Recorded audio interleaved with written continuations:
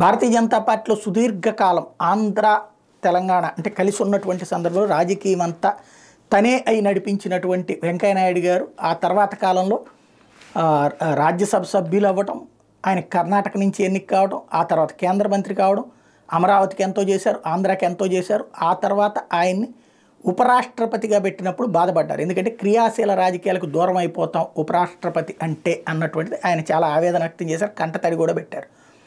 అయితే ఆయన ఉపరాష్ట్రపతి తర్వాత ఆయనకి రాష్ట్రపతి పదవి వస్తుంది అనుకున్నారు, కానీ కాలేదు. ఆయన ఆ తర్వాత ప్రస్తుతం విశ్రాంతిగా ఉంటున్నారు. తన కుమార్తె నడుపుతున్నట్టు స్వర్ణభారతి ట్రస్ట్లో కార్యక్రమాలు అవి నడుపుతూ ఉంటుంటారు వాటిట్లో. కాకపోతే ఏ రోజు పార్టీకి వ్యతిరేకంగా మాట్లాడలేదు, పార్టీకి ఇబ్బంది కలిగించే మాటలు మాట్లాడలేదు.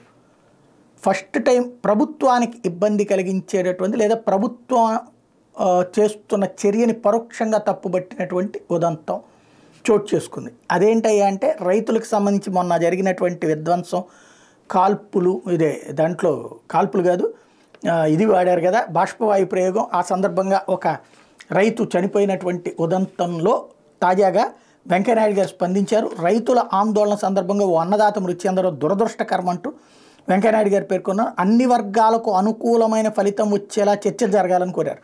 ఈ మేరకు ఎక్స్ వేదికగా పోస్ట్ పెట్టారు. అన్ని వర్గాలకు అనుకూలమైనటువంటి పరిష్కారం ఏంటి ఆయనే చెప్పచ్చుగా. రెండవది అంటే మోడీ సర్కార్ అట్లాంటి పరిష్కారం ఇవ్వలేకపోతుందని పరోక్షంగా చెప్పినట్టే కదా. కాబట్టి సంథింగ్ ఏదో జరుగుతోంది అక్కడ.